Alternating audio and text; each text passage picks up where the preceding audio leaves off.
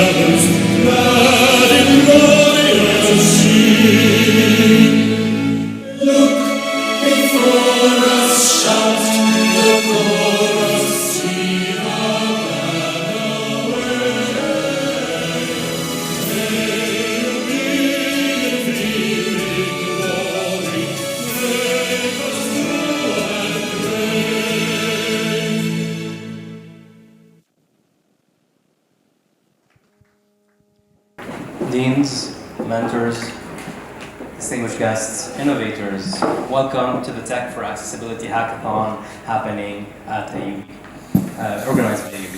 Thank you for joining us today to this lovely ceremony, the final ceremony.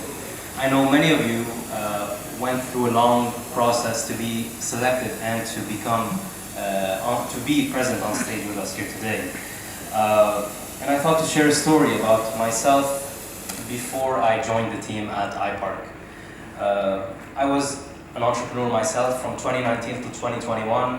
I had the chance to manufacture and sell soap, which is quite irrelevant to today's theme. But one thing in common between all entrepreneurs and innovators is that we like the roller coaster journey. We take the risk to innovate, whether we're just starting in, kicking in fresh, or we're just trying to accelerate our growth throughout our journey. Without further ado, I would like to welcome the Chief Innovation and Transformation Officer at the American University of Beirut and the Executive Director at the Talal and Madi Hazain AUB Innovation Park, Dr. Youssef Asfour. Thank you, Rida. I have a long speech that I'll take half an hour. Ladies and gentlemen, tech enthusiasts, accessibility advocates, welcome to the Tech Accessibility Hackathon, proudly supported by the Talal and Madi Hazain Innovation Park, a platform really that is dedicated to rallying talent, triggering potentials, and fostering social innovation with a vision for creating a more inclusive and accessible world through technology. Today we stand in front of something extraordinary. A gathering of more than 100 talented individuals, all united by their passion for technology and their unwavering and commitment to accessibility. This event is not just a competition, remember that. It's a celebration of creativity, innovation, and the incredible power of collaboration. Through this hackathon, we have witnessed some of the brightest minds coming together to develop groundbreaking solutions. These solutions have potential to make a real difference in people's lives, especially those who are the millions of the people who are facing accessibility challenges. We live in a world that is rapidly advancing with technology, and it's our collective responsibility to ensure that no one is left behind. Accessibility is not just an afterthought or a checkbox. It's a fundamental principle that should be embedded in every aspect of everything we do. Today you have the chance to be at the forefront of this mission, to pave the way for a more inclusive future, and to honor our dedication to supporting social innovation and our commitment to driving positive change. I'm proud to announce that the winning teams across the various categories will be awarded prizes worth $10,000. But let me make one thing clear. While the prize is a great incentive, the real reward lies in the positive impact these creations can have in the lives of others.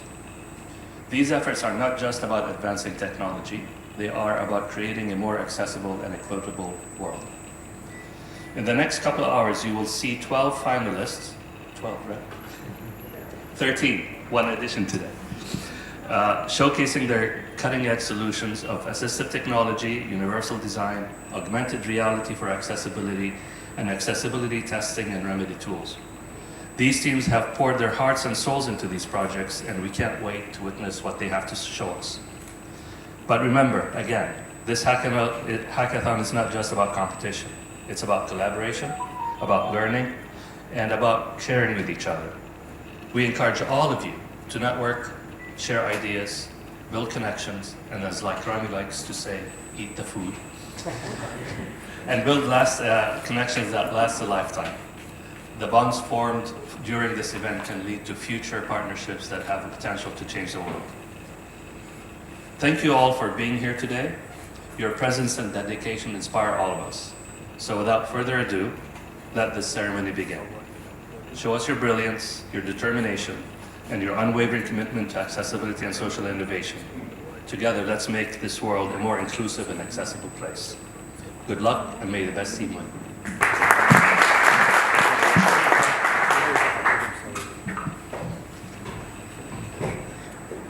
Mr. Rami Farran raised his hand. He's guilty as charged. Thank you, Dr. Asfour, for the wise words. And being part of the team at iPark, I get the chance and the privilege to work with a great leader and inspiring role model, the social director. Please help me welcome to the stage for an intro word as well, Mrs. Mahaz Wahid.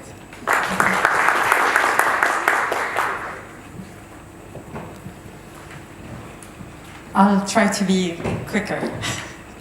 So I want to first thank everyone for being here and the participants. It was really a great joy when we looked at the number of applications rising by the minute, and it was very, very exciting to see the amazing ideas we received. I want to specifically thank the Office of Student Affairs and Dr. Ael for always being supportive and helping us engage with the students. I want to also thank the Faculty of Arts and Sciences for sponsoring the hackathon, and the Office of Innovation and Transformation, which iPark falls under, and the IT department represented by Rami Farran here on the jury, and all the esteemed jury members, and Zaka and Beirut AI for supporting us as well. And I want to invite everyone here in the room, because I get it, either you are passionate about technology or about accessibility, or both. So I think you will be very happy to join the ABLE Summit coming up on September 14-15. It's a 2 days international summit.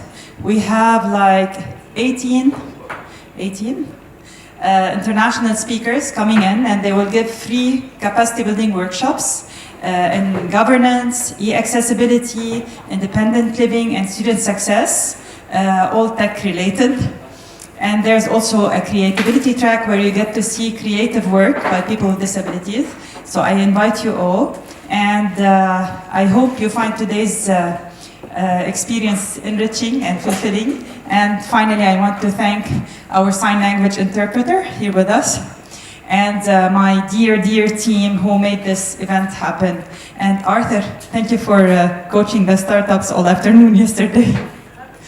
And have fun.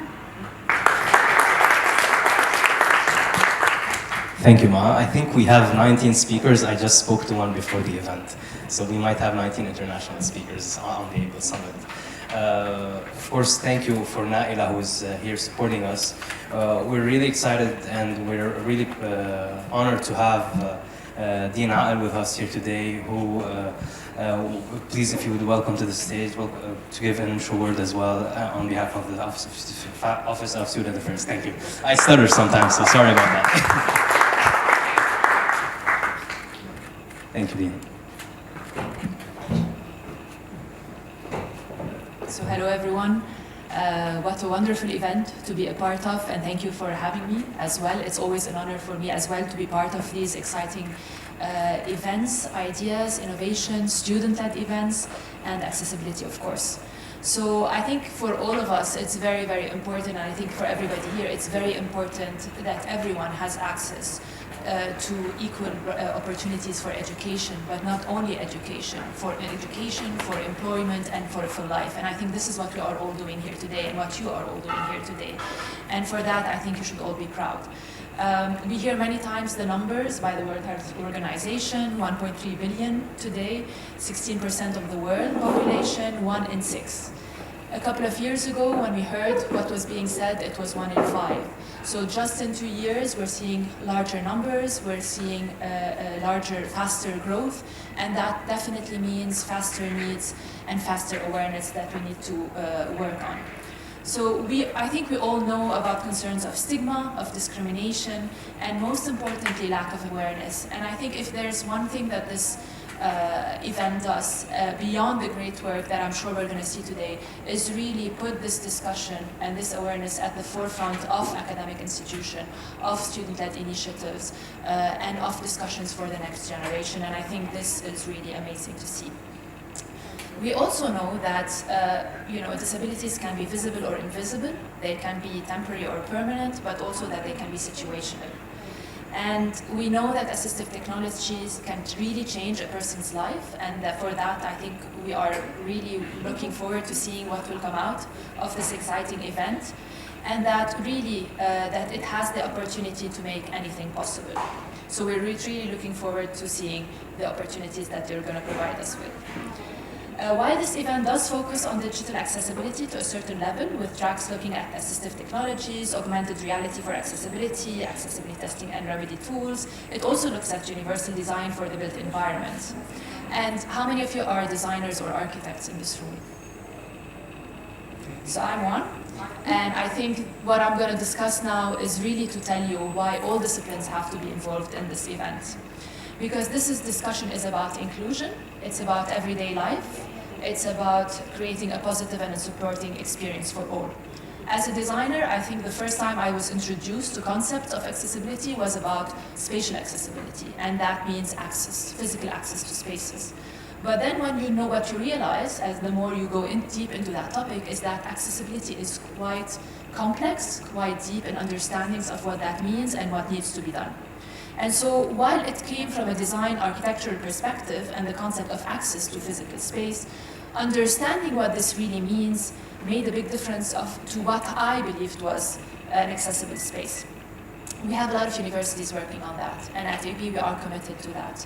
But I'll give you an example of one of the oldest universities who've worked on this, and it started as a school for the hearing impaired. And so at Gallaudet University in Washington, D.C., the concept of Deafscape was created.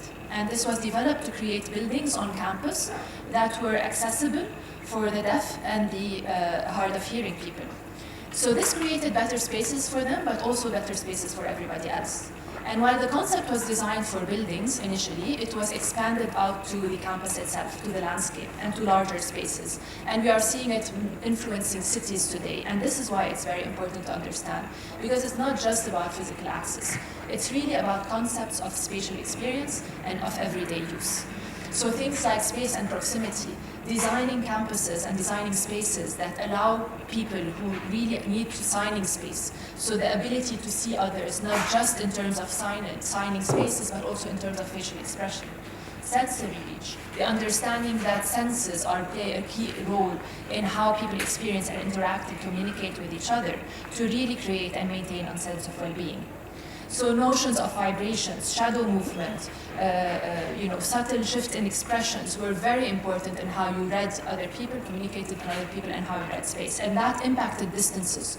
So I know AUB, we have large walkways, and while they are large initially because they were vehicular in the first place, what this means is that people can really see a larger environment between them, not only the people they're talking to, but have cues about the environment around them and signals and signs. And so understanding these nuances are very important in leading the work towards accessibility. I will not bore you with all the designs. If you're interested in this, I think there's a lot of variety and discussions about the topic of accessibility in space and in campuses and education as well. But I think what is important today is really understanding that we still face a lot of barriers when we talk about accessibility. There's a lot of impact on the person's life, on their journey, on their future, and I think what we are doing here today and what you are doing here today is creating a better world for all and ensuring that inclusion is part of our discussion for the future. Thank you very much and good luck. Thank you, Dina El, for... Of course you do. So I just wanted to also share with you that the finalists in this hackathon will get to display their prototypes in the Assistive Technology exhibition taking place in the ABLE Summit again on September 14-15. And I wanted to give recognition for a very precious student, Ali Sharaf. He's the one who came up with the... Here's Ali. He's the secret soldier behind all this. I've been working for Ali on accessibility for 3 years, and to tell you the truth, during COVID, I almost gave up on the ABLE initiative, but Ali kept me going, and he completed a good amount of certificates in accessibility, and he's the one behind this hackathon. So thank you, Ali. I wanted the one to thank Ali, but thanks again. On the note that Dean Ael mentioned, thank you for the Dean of FAS and the Faculty of Arts and Sciences for sponsoring the challenge, the FAS challenge on how to make the campus an accessible one. I want to also take the chance to thank our mentors who in a very short period of time were able to deliver several workshops for the innovators who are present here today and to the finalists.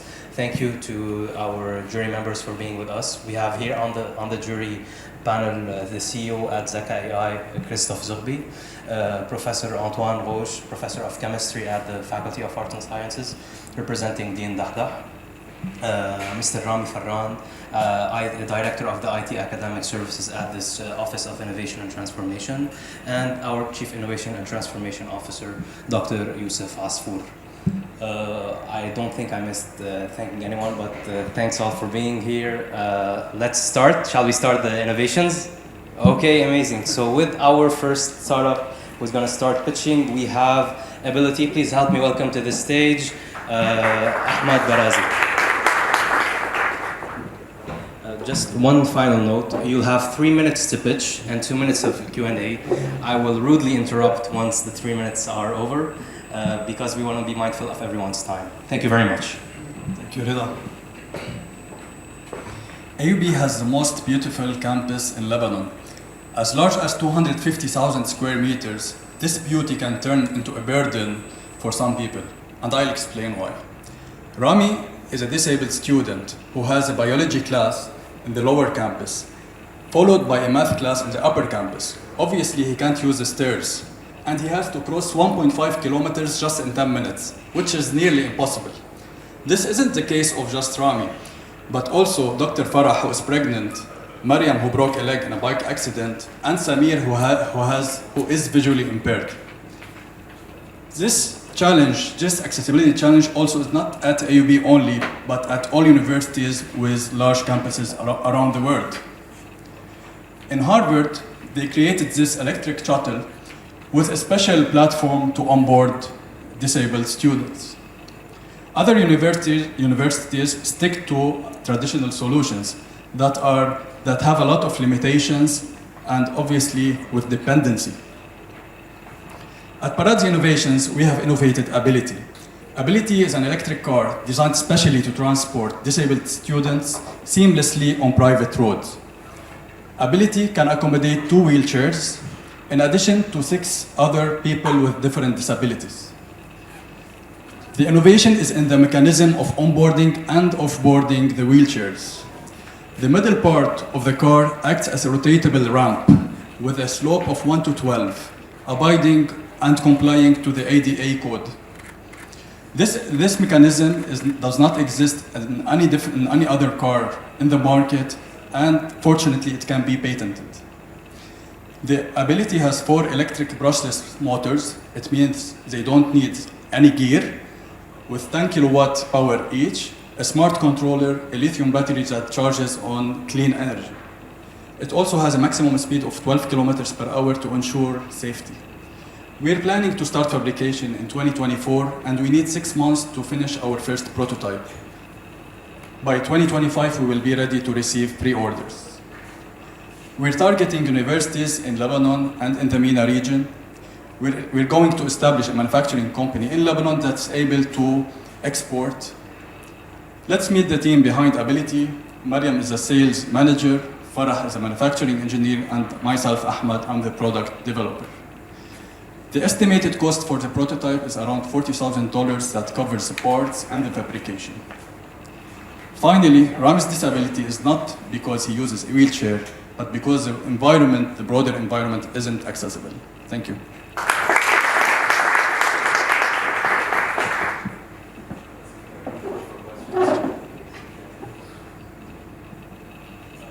Hi. So one question I have regarding the validation of the product physically. The ADA code, as you said, is 1 to 12, but then the way the drawing shows is perfect. However, on the ground, I'm not sure if you have validated this, the size of the wheels, the altitude of the floor of the vehicle, the location of the battery, and the 4 different engines. If it will fit in the 1 to 12 constraint without really having a very long way for people to travel for onboarding and offboarding. Okay. So usually in electric cars, the lithium batteries are installed in the middle part of the bottom middle part of the car. In our case, we won't put them to keep the clearance between the platform and the ground. So we will install them under the seats. In this picture, here under the seats, we have some dead space that will be used for the controller and for the lithium batteries. Did I answer you? Yes, thank you for your presentation. So did you get some statistics around the country other than AUB campus? If there is some potential Actually, to we be tried adopted on other campus? Yeah, we tried to get some numbers about number of disabled students, but we couldn't. And it seems this information is a bit limited. But only universities with large campuses are suffering from this problem, mainly LAU and AUB and Rafiq Hariri University, because they have a lot of area. Other universities suffer less from this problem, from the movement and long transportation for the students. How many cars AUB, for example, would command? How do I recommend? Yes, for AUB campus. It depends on the number, but I think 2 would be enough because you will be having 10 minutes break between a class and a class. So 2 cars are enough to pick anyone throughout the whole streets of AUB. Thank you. Thank you very much, Arthur. Sure. Can you apply this outside of universities, like in the airports or other? As long as it's a private road, yes, we can apply it because the speed is limited to 12 kilometers per hour. So we can't put it on public streets, but as long as the road is private, yes, we can apply it. Thank you. Thank you very much, Ahmad and Ability. Would you like to take a minute to finish grading, finalize grading? Please help me welcome to the stage, Kalami. Noor has 3 minutes to pitch her ideas, her impact, her passion. But the weight of words crumble on her tongue. She doesn't make it on time. Stuttering is a speech condition that affects 1% of the world population. 3.7 million Arabic speakers in the MENA region alone suffer from stuttering. Stuttering can have severe impact on individuals, affecting their social interactions, opportunities, employment, and communication. Regionally, there is a severe shortage for speech therapy solutions, and sessions can cost up to $200, and they are mostly English-centric, leaving the Arab world heavily underserved. This is why we introduced Kalami, our fully localized, cost-effective, accessible, and AI-powered speech therapy mobile application that empowers Arabic speakers to embrace their speech. Walking you through our application, you begin by choosing your preferred language, English or Arabic. At first, you will be asked several questions that will determine your level of stuttering, and then you will be redirected into the personalized exercises where our innovative AI detects your stuttering patterns. In the homepage, we have analytics and daily reminders. This is a sample exercise. The letters that are marked in red and underlined are those that the user stuttered with. Our application also responds in case of urgent need for breathing exercises. Kalami meets 3 SDGs, is inclusive for several disabilities, and customizable by the region for the region. As for our market size, Kalami can operate in all the MENA region. However, we'll begin the launch in KSA and UAE only. Our business model is that of B2B with our partners and B2C, projecting a revenue of $888,000 for the first year. We know that we're not the only ones in the market. Based on our research, we identified 3 main competitors. However, our adaptive speech therapy and empathized cultural sensitivity keeps us at an edge. Our go-to-market strategy involves mobile application stores, strategic partnerships, and online marketing, initially targeting the KSA and UAE. We aim to collaborate with organizations like King Salman Center for Disability Research, and we've also reached out to a speech therapist in UAE for support. Behind it all is a diverse team, each member bringing unique skills and experiences to make Kalami a reality.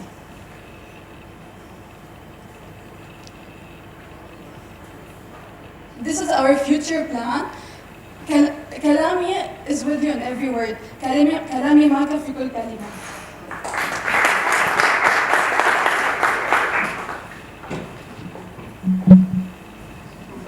Quick question. Yeah. Do you have a prototype or were those just mock-ups? Yeah, we do have our prototypes. Marlon will elaborate. So we created a machine learning model based on an English and Arabic data set to detect stuttering. So there are different forms of stuttering, and we particularly worked on one form, which is word repetition. And then, so what the whole application and the prototype would do is that a person would read a statement, and then it would locate where the person has stuttered, and then it would update the next practice so that it would accommodate the specific stutter that the person is struggling. Can I ask a follow-up question? I didn't notice any speech therapists on your team. How do you know you're doing the right exercises?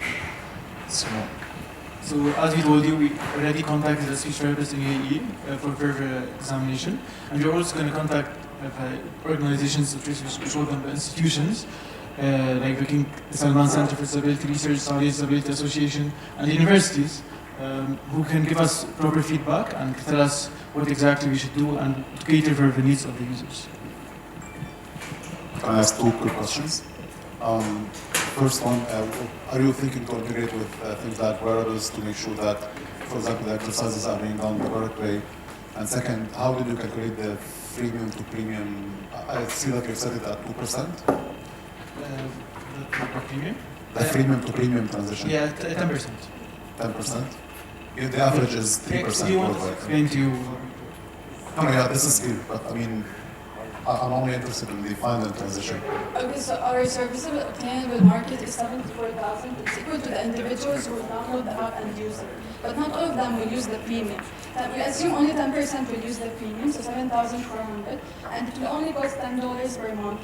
So multiplying 7,400 by $10 by 12 months will give us the total revenue. The average in market is 3 to 5%.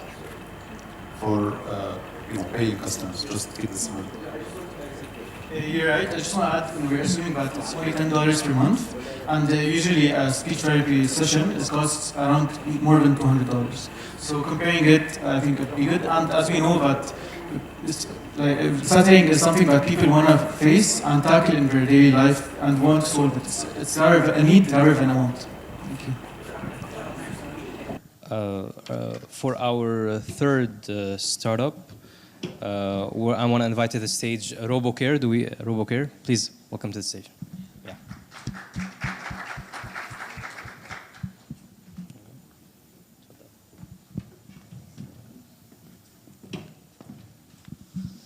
Hello, my name is Hassan, and I'm going to present to you today RoboCare. So according to the WHO, the global population of people aged 65 and above will double by 2050, making 22% of the world's population. Around 70% of these elderly will need some sort of care. Additionally, an estimated number of 1 billion people around the world experience some sort of disabilities and need some sort of care. Furthermore, challenges in providing real-time health monitoring and timely assistance to the elderly and disabled individuals when their caregivers cannot be physically present. In response of these challenges, I embarked on a mission to create a transformative solution, a robot linked to an application named RoboCare. RoboCare provides timely medication reminders, monitoring of vital signs like blood pressure and heart rate.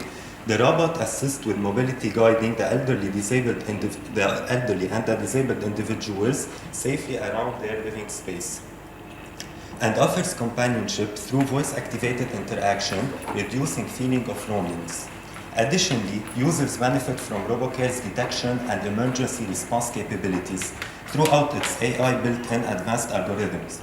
In a case of a fall or emergency, the robot automatically triggers an alert and calls for help, providing it provides first aid support in the meantime that the help has arrived.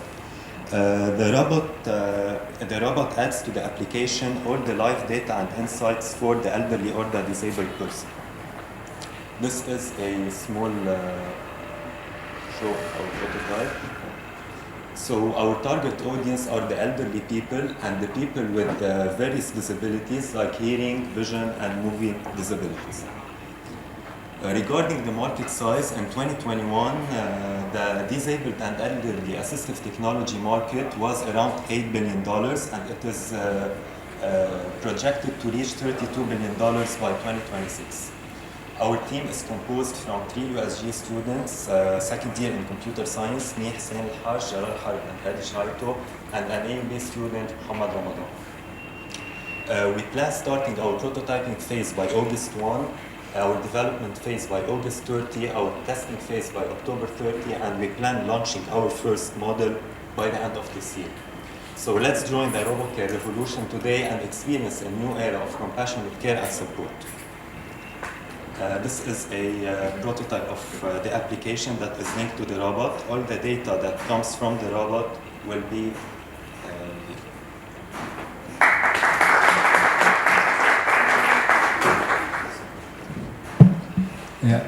do you plan on building the robot, or are you gonna use a robot off the shelf? No, we plan to build the robot. We have our own company based in Berytech. We are developing many startups, and we plan starting with this startup also. We have a team of engineers and developers, and we plan build our robot from scratch. But of course, we'll be using ready libraries like PyTorch, like TensorFlow, and many more. Yes, I'm talking about the hardware, the actual robot. Yes. You're building that? Yes, Have yes. you done anything? Not yet. We haven't started yet. We plan by having the money to get the metals and start building it from scratch. And how much do you think that would cost approximately? We estimate around, because we have the Arduino and we have the metals that we gonna bring, it is estimated around $2,000 to build a low fidelity prototype, and that is going to be better when we design it better and have more funding. I have to ask the main question. Yes. how is your robot different from all the others that are big companies like Honda Yes. and others are doing the exact same thing? Yes, okay. Why would I pick this one? So I have many functionalities, like if the elderly or the person with disabilities want to walk, he can come here, walk the person, and when his hand is on the robot, he can detect his blood pressure, he can detect his heart, it is functioning well, it is not. He is giving the medications on time, he is making sure that all is going well, and all these data are sent to the application where the caring person of the elderly person or the person with disabilities can visualize it here. So it is, yes, exactly. Thank you. Thank you.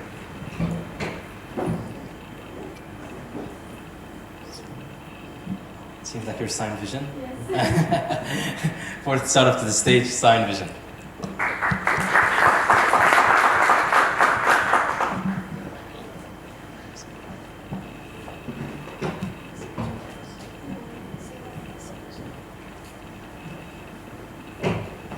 Start.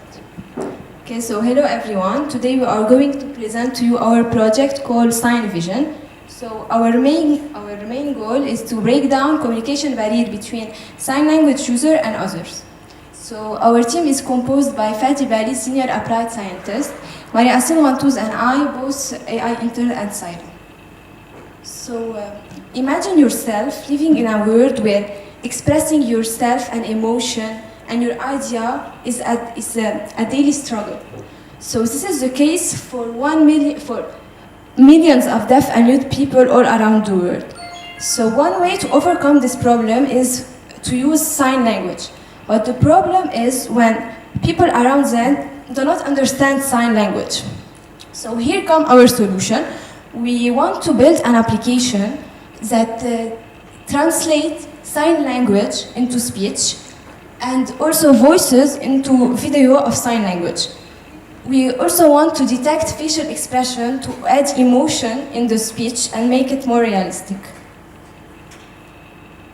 And we want to install it in our cell phone to use the camera and the microphone of our cell phones. So in order to execute our project, we will use 4 machine learning models. So the first one will translate from speech to text, and then from text it will generate a video with a person doing sign language. And for the other way, so we will record a person doing sign language, and now we will translate it to a text and then to a speech. So we also will detect emotions in order to add tones while translating. And the advantage of our app is by recording the person, we will collect data, and our model can improve itself by using its own data. So as you can see, Sign Vision has both ways, from sign language to speech and speech to sign language. Unlike other applications like Sign Language Translator on App Store, Hand Talk Translator on Android, and Google Translate. So our users will be all around the world, with or without disabilities, and our app will be a free app. So to fund our project, we are planning on selling API to projects that will use our services in order to, for example, learning sign language apps, for example. So we will use APIs and selling APIs in order to fund our project. So that's it. Thank you.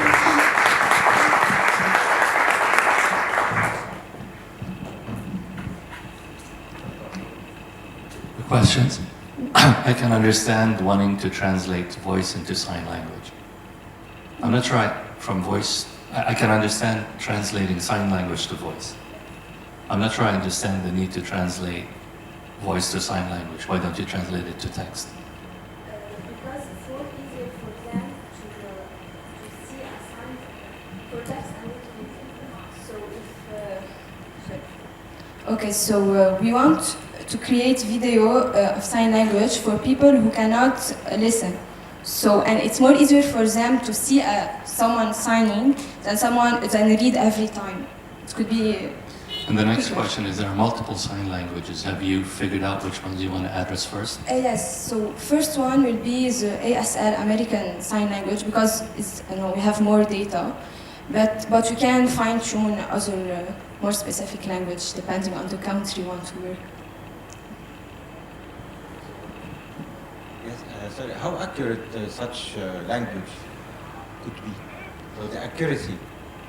Yes. So it might be like error in translating like a message. Yes, with more data, it will be more accurate by translating it. So the advantage of our apps is by taking a video of a person doing sign language, we are augmenting the size of our data, so our translation will be more accurate. So first of all, by beginning with the data that we already have, our app can develop itself and be more precise. So it should have also some relation with culture of people. Yes, right? yes, of course. So you have to take it into account. For the emotional expression. Definitely, yeah. Yes, our emotional expression is more and we are hoping to do it because it's very important to express our feeling while translating, but it's very difficult task to do, but we are working on it. It's not impossible. Yeah, it came to my mind that, for example, when you do the sign like this means no for us, but this means yes for Ethiopian maid. Yes. You know, when they do their head like this is yes for them, but this is no for us. So that's why it's really very challenging. Yes, our app will translate the sign language as as sign language, not as the movement. So yes, as a body language.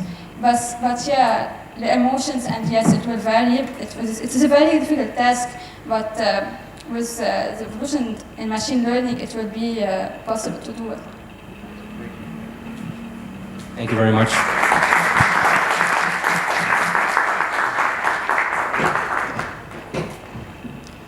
So our next startup, we have the third eye, True Vision, I think.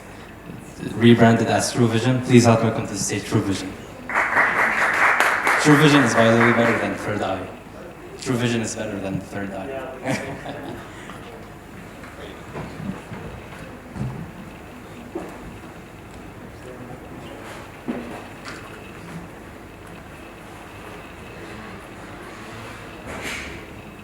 Good evening, everyone. My name is Ali Ammar, and I'm thrilled to introduce you to True Vision, an innovative and cost-efficient solution for all the visually impaired people around the world. Welcome to True Vision, where new possibilities are our mission. Around 1 billion people around the world suffer from vision impairment. The difficulties that they might face would be object recognition, obstacle detection, and facial expression interpretation. Another problem would be the traditional assistive devices, that they fall short and they're costly, probably unreliable, and unfit for some. Now, if we address these pain points, we can employ to the visually impaired people so that they can navigate. We can empower these visually impaired people so that they will be able to navigate the world with better confidence and better independence. Our solution is a smart eyewear that uses object detection to guide its users. Our model, it's the True Vision. It converts visual inputs into outputs that are audio. Here's my good buddy, Jihad, in the back. He's operating the model. You can see how the AI detects in purple, and I'm going to later explain how it detects custom items, like his sister's mug over here. As for competition, big industries have big competitions. Iris Vision and UI are big American companies. They sell their eyewear for $4,000 each. Our company, True Vision, is going to sell its product for only $500. As for our timeline, we now have done some intensive research and early prototyping. We've tested and reinforced and refined, to increase our accuracy. We're going to have our product finalization, and then we're going to launch our product into the market.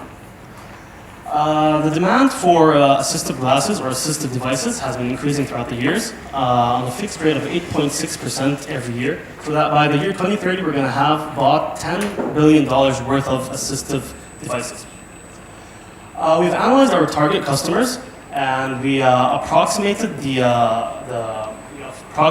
distribution of the visually impaired according to their age, and we concluded that we're going to be selling this product to mostly senior people who are above 50 in age. As for our revenue model, for the public, it's a one-time sale of the product itself, the model itself. It will come with some subscription, various subscription, like a monthly subscription for outdoor use, so it can detect objects in the outdoors, and access to an AI model. We're requesting funds for AI model expansion and testing, team recruitment, prototyping, data center rental, facility, and facility equipment. The team, myself, Ali Aman, Muhammad Khalid, and Jihad Fatouni, Amir Raza. Thank you so much.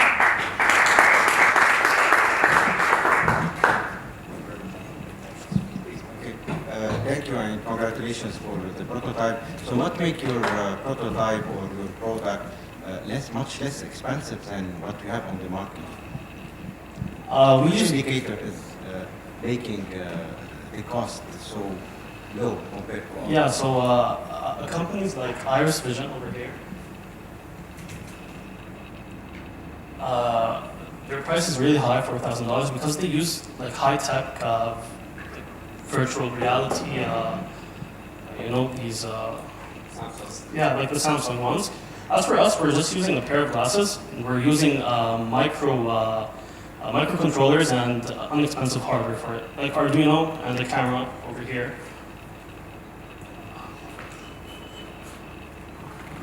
The ESP32 cam. Okay, thank you. So in the business model you mentioned they pay for the device and then they pay a subscription for the AI model. I'm assuming the device without the AI model has no sense, right? Has no actual use.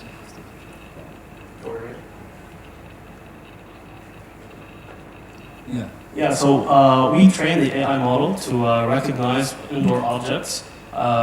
This subscription has to do when you want to identify something that you have that is special from everybody else.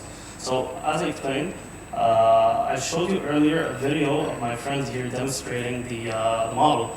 The second cup is his sister's cup. It's one of a kind. There's no other. So he trained the AI model for that specific cup. So this is an outdoor model in your logic? Yeah, for now it's an indoor. It's much more safer to implement in the beginning. And later on, we're going to expand to the outdoor.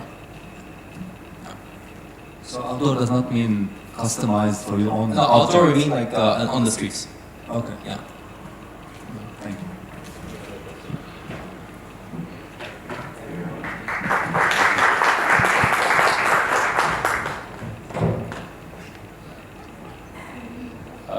For our next startup, we have AR-able space. Please welcome to the stage Farah and the co-founder.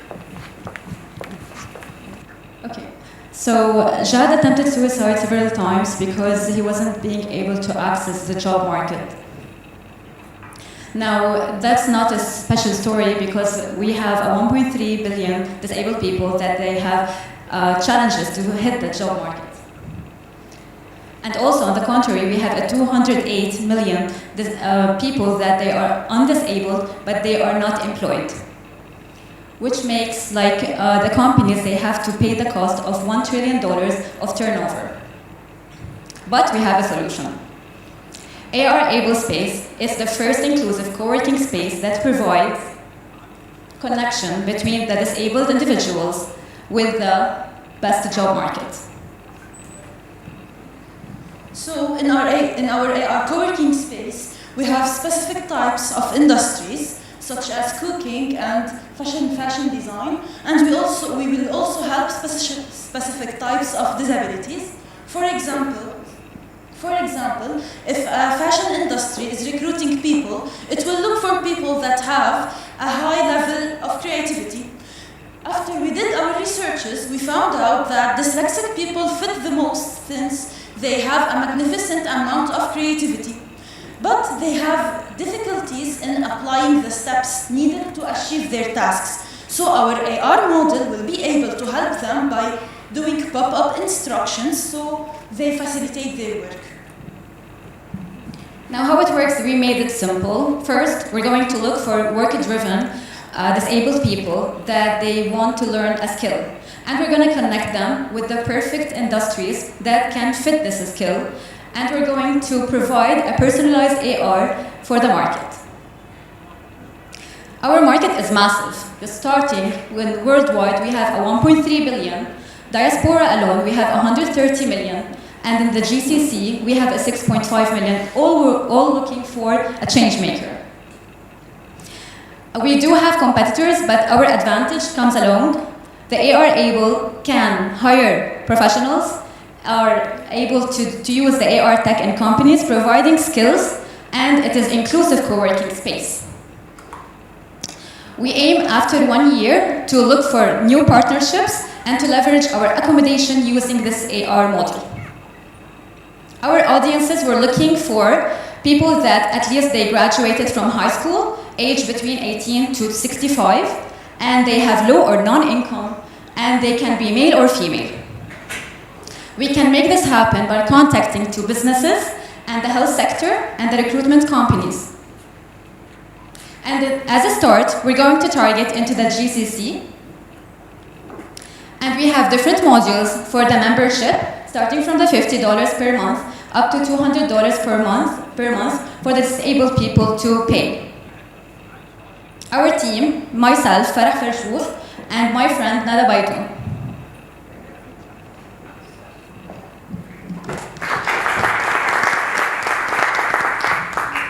So you're selling an application that can run on a mobile, or for example, like Vision Pro or something like that, or you have an actual device? Yani how would I, for example, scan the surrounding in order to spot different things so that the AR model would instruct me what to do as a dyslexic person? Yes, we can do that using a device. So when you go into the co-working space, you have a device that will help you with the specific, let's say. So this device is your device, or you use something that's... No, our device. It's a hardware that everyone, that people has to pay. So why don't you just use, for example, iPhone? Our device is our iPhone. Okay. So the client's device. Yes.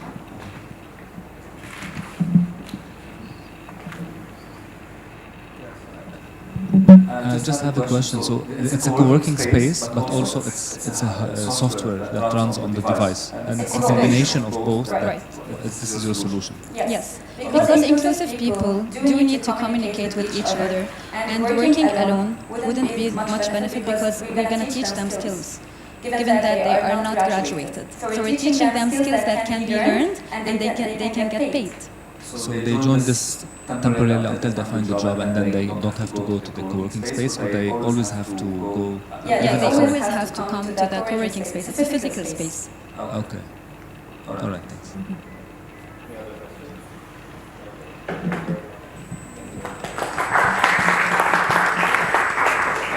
We will be taking a 10-minute break, and we'll proceed with the other 6 finals. Thank you very much.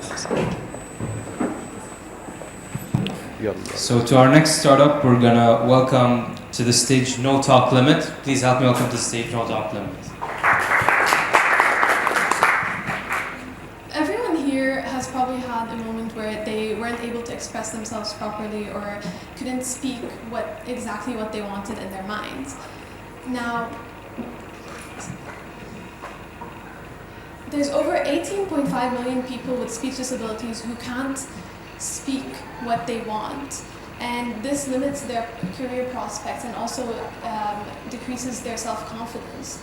And we found that traditional speech therapy is very limited in its accessibility and availability to certain communities, which is why we've thought of a solution, which is an app called No Talk Limit that combines AR and AI technologies in order to provide real-time feedback and correction and personalized practice tracks in order to improve speech and pronunciation. Its benefits are increased confidence and self-esteem, greater independence in speech improvement, empowerment for remote users, and it's also just a flexible and convenient learning experience. Now, our total addressable market is the entire world. As we've already discussed, there's 18.5 million individuals with speech disabilities around the world, and but we are mainly focusing on the MENA region, and we found that there's a high rate of communication disorders in the Middle East. We haven't really found any specific data since there isn't much available, but so what's unique about our app is that we're targeting all age demographics, and since there's 1 in 12 children with speech language problems and 9.4 million adults report having speech language problems as well. And other apps usually focus on children only. We would like to just expand it to everyone. So our app combines text-to-speech and AI speech-to-text, as well as visual aids and live conversation help and practice exercises, all powered through AR technology in order to enhance the interactivity in speech therapy apps. And so over a 1-year duration, we would like to focus on English and Arabic language support, and then collaborate with NGOs and speech professionals in order to gain feedback and improve our app accordingly. We would also be developing marketing strategies after a trial phase, and then finally we'd like to expand to other languages in order to expand to different countries. So for our funding, we'd like to ask for 45,000, and this would be how we'd be distributing the money. And so this is our team. We're all college students majoring in tech fields. We're all rising second years. And so as for the prototype demonstration, when the user opens the app, this is what they would be seeing. There's an English and Arabic option, and when they get started, there's 3 main features. The first one being Convo, which is a live communication aid, which uses lip reading technologies in order to transcribe what the user is saying, and also help them with specific words if they are having trouble with it by scanning their facial muscles and guiding them into pronouncing the word properly. Okay, there's also read aloud exercises that help with pronouncing specific words, but it's also, we'd like to expand that to having exercises depending on their environment by like scanning the environment and then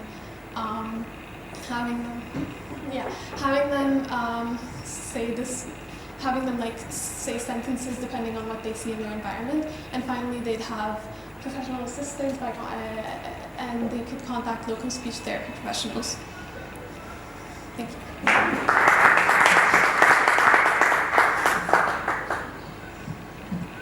Just to make sure that I understood.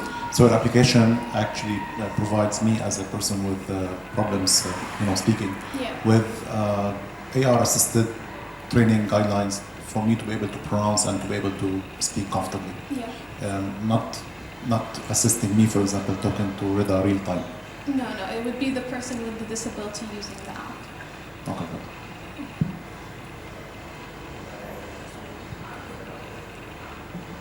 Are these mock-ups or real app? Oh no, these are still like mock-ups. We haven't really started developing the app yet.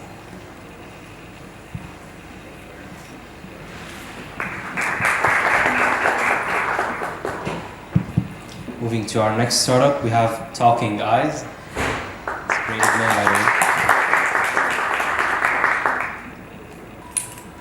Imagine living in a world that's designed without considering your needs. A world where even everyday tasks can cause monumental challenges. This is the reality for visually impaired individuals. That's why today our goal is to help Arabic blind people and visually impaired individuals to reclaim their independence by using our smart glasses. So, with our glasses, you don't need to use any buttons or controls like our competitors. You only need to talk, and with advanced natural language processing, our glasses can, for example, read text aloud, recognize different denominations of money, and even painting a verbal picture of a scene in front of you. And our product advantages are that it's the world's first Arabic designed smart glasses. we can integrate a virtual map navigating you safely with obstacle detection and depth estimation. This is my favorite feature, to be honest, because our competitors doesn't have it.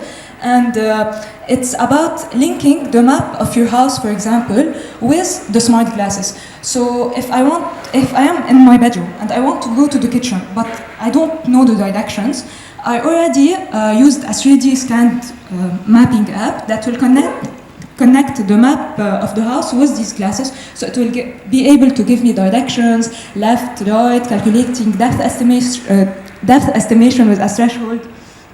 And it provides a hands-free experience to do voice commands, and of course there will be an SOS emergency call center. So as you can see here, we have developed a table that contains all the, as you can see, all the countries in the Middle East and North Africa region. And here we have the number of visually impaired individuals in percentage, blind people in percentage, and how many are female. For example, in Tunisia, we have 12 million visually impaired individuals, and 80K of them are blind. So out of the 377 million people in the MENA region, approximately 32 million have visual impairments, with around 2 million of them being blind. So our talking eyes glasses will cost around $2,000. And why? Because we estimated the cost taking into consideration several factors like the GPU needed, the product accessories, and others. And here we have a prototype. So I need to talk with the glasses, and the glasses should be able to understand what I'm saying. The glasses can't understand speech. That's why we need to transform the speech into text embeddings. And as you can see here, we give as input the wave audio file, and we get as output this.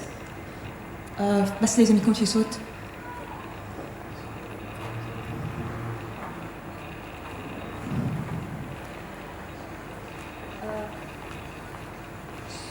أنت تعرف ليه؟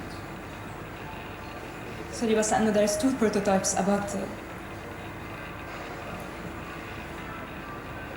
Anyways, I will keep talking about it.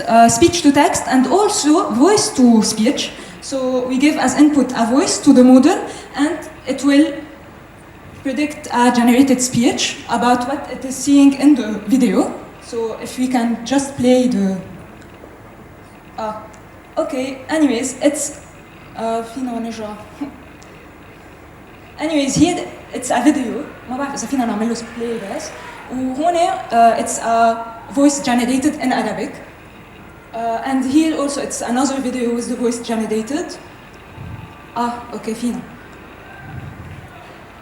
Okay, for example, and can you play anyways, طيب, it will tell it will describe what is in the video and in Arabic.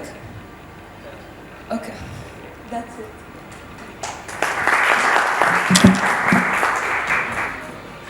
Okay, so just to make sure we understand, when you give the video, it's analyzing the frames or the visuals in the video and describing it, right? Can you quickly walk us through the idea and technically how you did that? Okay, so first we have a video, okay? We split it into frames. We have an image to text model. Then this image to text is in English because there's no Arabic models for that, for image captioning. Then the English text will be translated through a model also in Arabic. Then the Arabic text will be given as input to the text-to-speech model, so it will generate a speech in Arabic. Last question. Yeah, currently image captioning, you take an image, it gives you a description, but you have a video, which means like hundreds of images. How do you combine the output?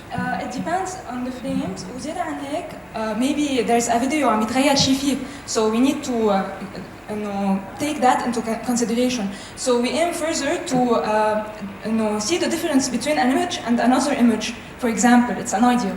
So to see if مثلا في غير شيء غير بالصورة والصورة الثانية. And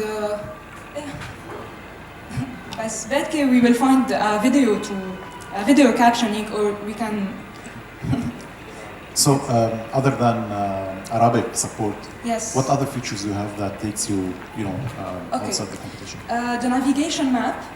So, as I said before. The local navigation map of your. Yes, and there is also the depth estimation, because the already existent classes only describes what is in front of the person in general. So. What's the time lag between, let's say, the classes seen and being able to models and then bring them to models? Of course, it will depend on the models we're using. So if I tell you now an exact number, I will be lying. But we should test several models and compare that performance. But it should be in seconds. وإلا ما حيكون له عازل مو إنه الجلاس كله على بعض.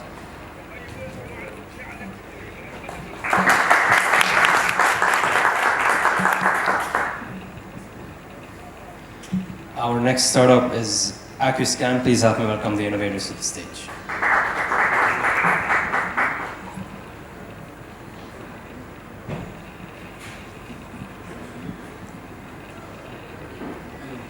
In a world we are trying to advocate for web accessibility, persons with disabilities have been unintentionally discriminated against using websites and web services that have not been built accessible. And the problem with the current accessibility tools is that they all require manual intervention. That's when we decided to come up with a revolutionizing web testing tool named Accuscan. The problem with the current testing tools is that they are incomplete and inefficient. The manual testing is time-consuming and is incomplete. And rather than that, the automation lacks the sophisticated intelligence to counter and fight. I'm sorry. I'm sorry, can I repeat again? Okay. And the real way to fight this problem is to combine the strength of human expertise with automation. This way we can comprehensively assess the problems with accessibility tags, and after that it would improve and perform an inclusive digital experience for all users. The competitors we have right now in our market, which provide web accessibility tools, have showed a number of limitations. The limitations are being expensive, have limited cross-platform compatibility, you have to manually intervene in using them, and they are complex for new users. Accuscan addresses these limitations. It's more affordable, it has a broad range of cross-platform compatibility, it's fully automated, and it's user-friendly. So, our idea is to find the solution was to use an human AI model. It's trained to interact with the page and generate a report based on web scraping, OCR, scanning the page and interacting with it. By leveraging advanced algorithms, natural language processing, and machine learning, it is able to intelligently comprehend the accessibility tags found in any web page. Rather than that, it is able to cut down the costs and time, and it is able to empower organizations in providing an equal opportunity of inclusive digital use for everyone, disregarding abilities or disabilities. So here's a sneak peek of our project in action. As you can see, it has a simple user interface. It's user-friendly. It's very easy of use, especially for new developers, that they can quickly get acquainted to using it. Its most exciting aspects is it does not require manual intervention throughout the processing and testing. Rather than that, it provides testing cases and executes them, which makes them easily reduce time significantly. Our timeline, we have done the low fidelity and high fidelity prototype.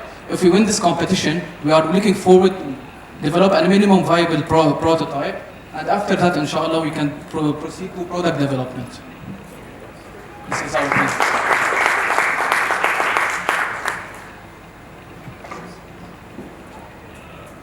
provide more details about the prototype? Because Yes, it's just exactly. the screen. So right now it's a mock-up. Since were time limited, we got the idea when Mrs. Rabab and Mr. Tufi was telling us that every web testing tool requires manual intervention. So that's when we came up with the idea.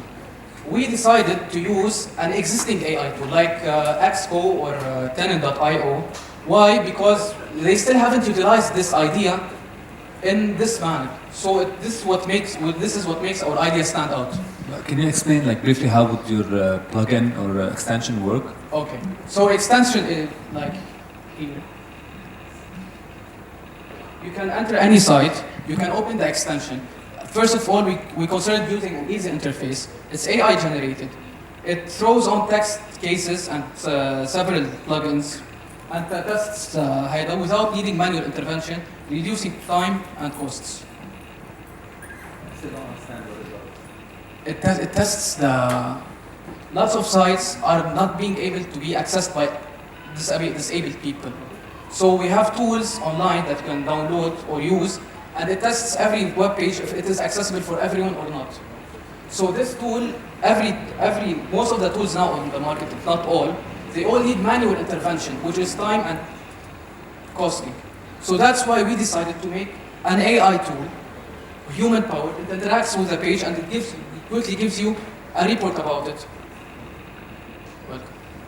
So let me please build in on Christoph's question, because I had the same thing in mind. So for example, let's say that you have in Nike.com let's say a shoe, Yes, and you have two prices for the shoe: the old price, which is grayed out, and the new price, which is, the new price. Okay. Now, for someone who is not visually impaired, I will know that this is the new price. I won't be able to know that, this is a reduced price. Because this is mainly one of the cases where automation tools will not detect without AI. Yes. But there's no enough data to train AI models to be able to detect such a pattern. It will be worked on and to train it and to throw a lot of text cases and scenarios and plugins, and it will be trained throughout several sites before. So when we put the project in the market, it will be already ready for everything.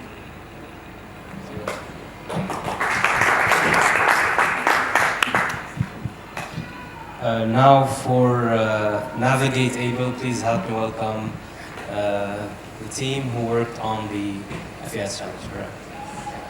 It's navigatable, by the way. Yes, thanks. All right, so let me introduce you to our project, which is called Navigatable. We've chosen to go for the FES track, motivated by the difficulties people face when actually navigating through internal and external places.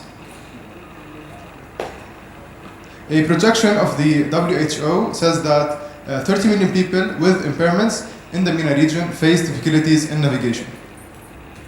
So actually we started our work with research, being data-driven. What makes navigation a problem for disabled people? We've conducted a study at the EUB actually. We've tried our best. The results were that the lack of explicit instructions at EUB were the main reasons for making navigation harder. A study at Access Computing states that stairs is the actually most challenging part of navigation for disabled people. Not only people with mobility impairment, yet visual impairment and cognitive impairment. The study at Michigan State University states that although technology is here to help them and make their life more comfortable, the lack of an inclusive navigation system dedicated for people with impairments is the problem. We're going to walk you through our process, the research part and market analysis, which we discussed in the previous slide. The brainstorming part was actually the most interesting part and the part that we've given the most time to. Documentation as well. We've documented all of our findings. Also, the brainstorming part, a lot of ideas were put on the table. We've chosen to go for the simplest, most efficient one for the sake of this prototype. In terms of implementation, we've implemented 3 prototypes so far.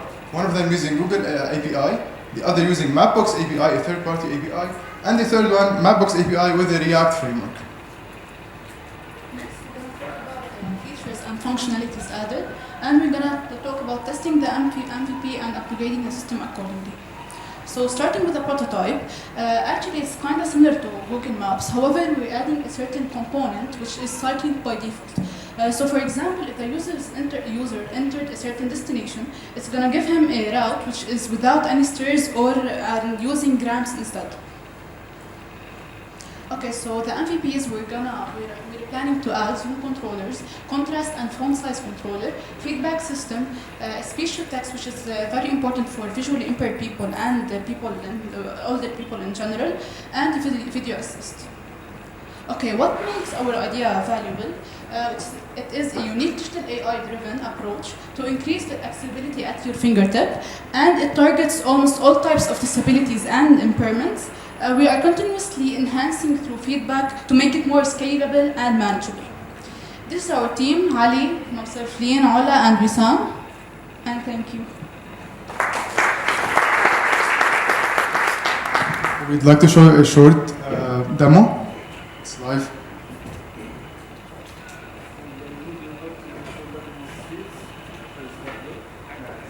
And the third prototype, it's the most advanced one.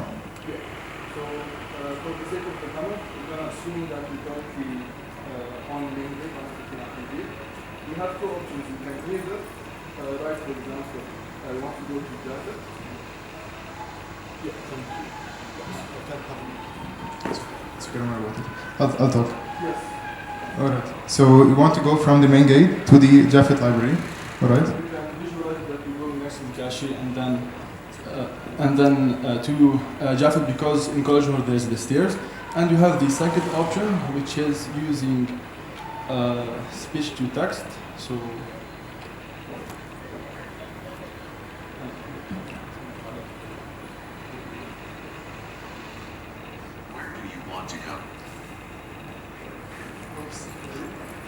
this wasn't supposed to happen. Where do you want to go? Take me to USB building. It's going to detect that I want to go to USB, and it's going to show me the route, which doesn't contain stairs, and yeah, so it's accessible for people in wheelchair mostly, but this is pretty much the gist of it. What's nice about the application is we can get help from the ABLE Club, the IEEE CSSS Club, to develop maybe some YouTube videos. So let's say I want to go to USB, it's going to show me a time lapse of where to go left, go right, and it's, well, the sky's the limit. We've also added a text font controller for people with all people.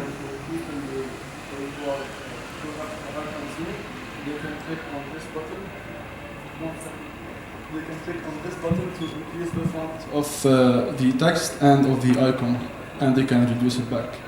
Thank you very much. The direction. Okay. I don't think we'll have time for the questions since he was just showcasing the prototype. So just one final question. We're currently using something called Mapbox, but if you want to improve it, we do Google Maps API because it's much more thorough. Thank you very much. We have 2 startups left. Next innovator, last, it's Vision Safe. Please help me welcome to the stage the team. Hello everyone. So today I'm going to tell you the story of Salma, a 65-year-old woman living in Beirut, and she has unfortunately visual impairment, so she can't go about and explore the city. In 2020, an estimated 54 million people in the MENA region have this problem. They have some sort of vision loss, and from those people, 3.1 million, they are totally blind. So people like Salma who have such problems, they crave a solution that can let them see again and explore the world. So we're going to introduce you to our solution, Vision Safe. So it's a mobile, it's an AI-powered mobile app. During the demo, you're gonna see what it does. But basically, the mobile app is designed to help visual impaired people see everything they want. So onto the demo. The demo needs sound, but I'm gonna explain what it does. Let's say the person, they want an orange. They tell the AI that I want to grab my orange, for example. So the AI, they just take out their phone. So the hardware is already there. They point it. When the AI sees the orange, it's gonna provide them with the sound, with the beeping sound. So whenever they go towards the orange, the frequency increases, and then the person wants to grab the orange. Whenever their arm is closer to the orange, the frequency increases, and if it deviates outward, the frequency decreases. So that's how they can grab the orange without needing anything, without seeing it. And for example, I'm going to show you a door. So let's say, okay, you say to the AI, I want to exit the room. You have your chest cam or your phone. You go about looking. Whenever the door is in front of you, you hear a beep. You start walking towards it. If you deviate to the left or the right, the frequency changes, so you know which direction you go, and you keep going. You open the door and you exit. So that's our solution.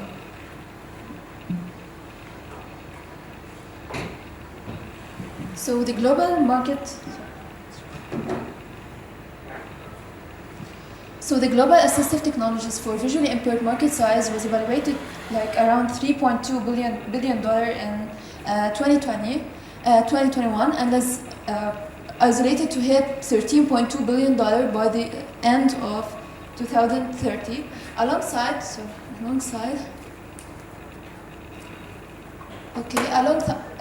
to the AI market, which is the key to our product. So it will be anticipated to grow to around $1,800 billion by 2032. So I'm sorry. Okay. So if you have any questions, we couldn't provide you with anything because the demo was long. So if you have any questions, we're happy to answer. Just one quick question. Yes. So just curiosity, instead of the beeping, and, why don't we ask it, for example, to go left, go right, go etc.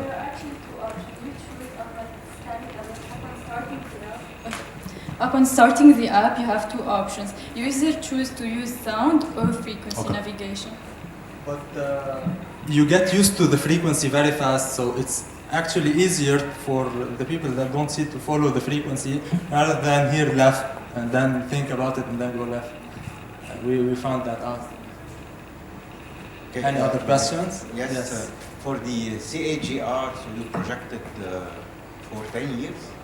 Yeah. So okay, why- so why- that's why information you find on internet. So that's why we. Okay, thank you. Okay, you're welcome. Have you tested it with? The videos you actually saw are. No, not you. With Yes. actually visually impaired people. Okay, we And what's their didn't have feedback? but we blindfolded ourselves. So we began. It's To see it from our own point of view and from theirs. Yeah, so we tried blindfolding ourselves, and thus we could see it from their point of view. How are you gonna sell this? What's the business model? So that's something we skipped. Thank you for the question. So you already have the hardware. Your smartphone is the hardware, so it's just a subscription model. Those are our competitors. They have, let's say any competitor has an edge over us. We can develop our own model and set it to the user. They just subscribe to it, and it's an additional feature. So all of our features are available as a subscription, and we can add features. You only install the app, subscribe to the features, and that's it. Thank you very much.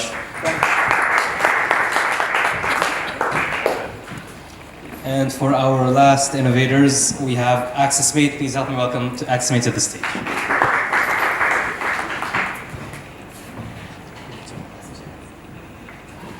Imagine a world where learning is accessible to all, where anyone can thrive regardless of their abilities, like Bernardo performing on stage guided by tactile lines, and Amélie overcoming barriers with a wheelchair, pressing open the doors of possibilities. The traditional educational system fails to cater to specific needs of students with disabilities, making it challenging for them to access the university environment peacefully. This results with discouragement, exclusion, and high academic dropouts. Inspired by my experience as a student assistant at Lyon 2 University, my mission became to revolutionize the learning experience of students with disabilities, and the result is AccessMate. AccessMate is a digital platform that offers a wide range of features and functionalities aiming at enhancing the learning experience of students with disabilities, ensuring no student is left behind. Jaden, who has dyslexia, transfers his course materials into accessible web pages, following the WCAG guidelines. And then he adjusts the interface according to his visual needs. Navigating on campus can be a daunting task for Amélie, who is in a wheelchair. But, however, with a campus guide by her side, she navigates confidently. Mastermind helps Julian, who has ADD, to focus on to focus on his tasks and plans. He loves having his reminders, his planning, and his tasks in one place. After recording her lectures with real-time transcriptions, Ami, who has a hearing impairment, transforms her files into visuals that become her study aids. With the interactive learning space, Kay is able to stay up to date and interactive with her courses at the university, despite her frequent hospital admissions. Bernardo, who has a visual impairment, benefits from peer support when he needs to search for a book at the library. AccessMate is the first of its kind. We do not have competitors. Our target market are the universities. In Lebanon, at least, we have approximately 42 universities. AccessMate also follows the universal design principles, making it accessible for everyone. We are currently at the design phase. We have many milestones to reach, but we already had positive feedbacks from people with disabilities that encourages us to move forward. I'm Dana Barakat, a speech therapist. I had the privilege of working with people with disabilities alongside Elo Botros, who's a physical therapist and who's also a health researcher. And driven by my passion for digital accessibility, I'm currently pursuing a master's degree in instructional design. Thank you.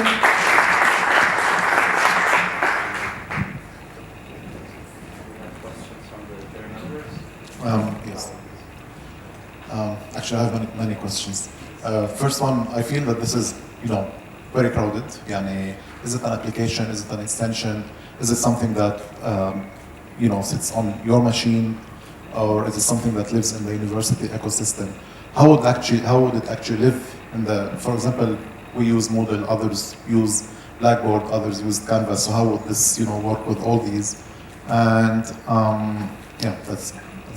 Okay, so it's a platform that is responsive, so it's accessible on multiple platforms. We imagined it as a third-party app that can be downloaded, available on websites, on tablets, or on phones. But it also can be connected to the learning management system of the university.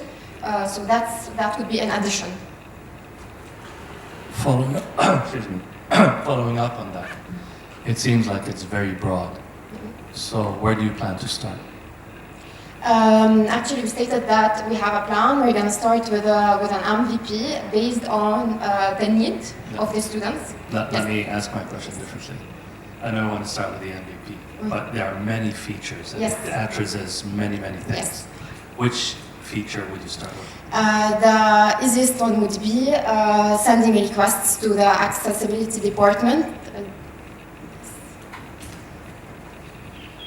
which is the peer support. It is the easiest one to implement, but in that case, we also we plan on conducting studies, qualitative ones, to see the need of persons with disabilities in university, to see which one we need to tackle first. But the easiest one technically to implement would be this one, where the students with disabilities would enter their need, send it to the disability office, who would then put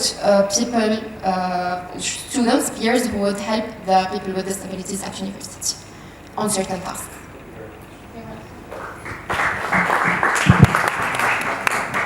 Thank you to all the innovators who joined us today. Thank you for the jury members. I'm going to please invite you to the breakout rooms inside to deliberate on the potential, the winners of today's competition. Thank you very much.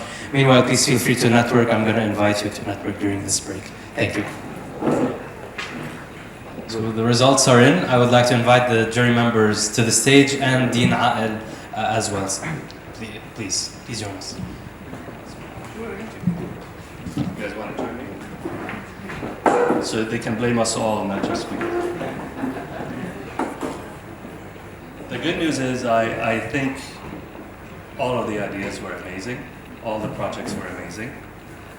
But the bad news is we have 4 prizes to give. There's one prize that's donated by the Faculty of Arts and Sciences. Thank you, Faculty of Arts and Sciences. And it was targeted around building an application, accessibility application that helps students navigate on campus. We looked at those and we saw that Navigatable earns that prize. It's a $3,000 prize. So Navigatable, please.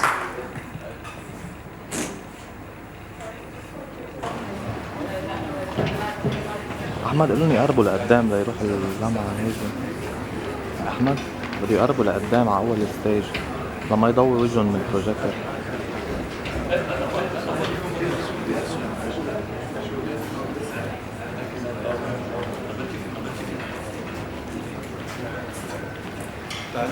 تعليق بعضهم على وجوههم شوي.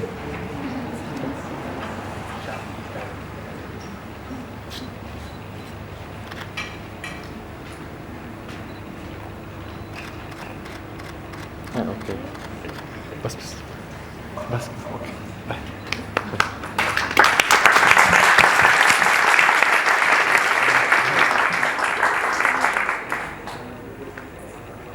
That's the only check you get.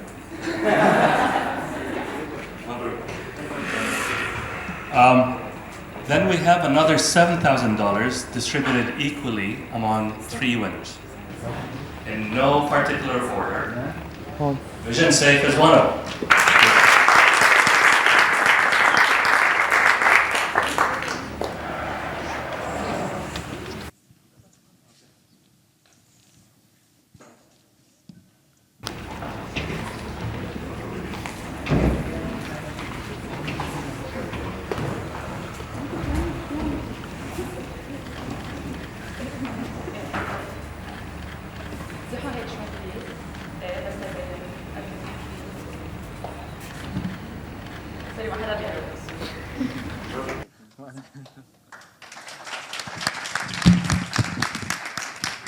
All right, thank you.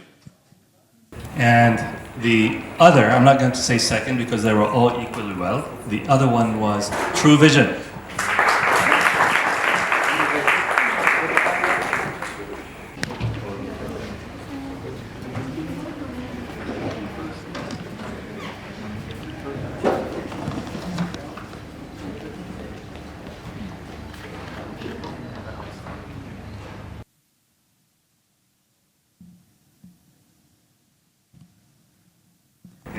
Group. And last but not least, drum rolls, Kalami.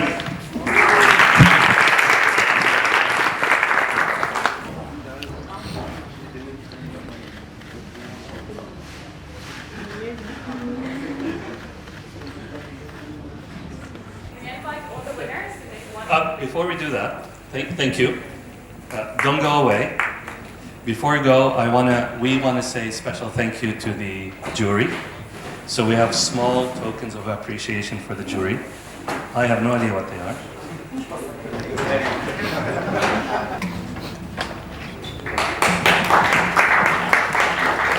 And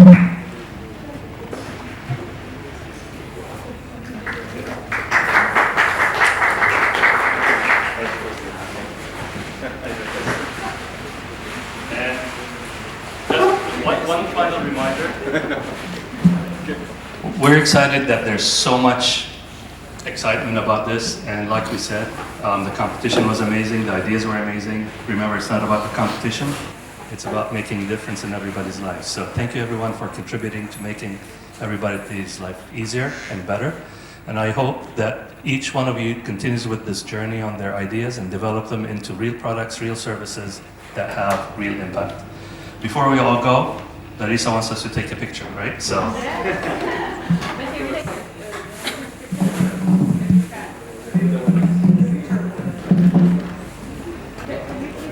مبينين كلكم. أنا مبينة. علي إيدك قد ما فيك. بس وحدة مع إيد وحماس. Hi, Park. Okay. هلا everyone please if you can take a picture. بس سوري شو جاب بدي فوت لعندهم بس. كلنا منيح. يلا. يلا. Hi, Park.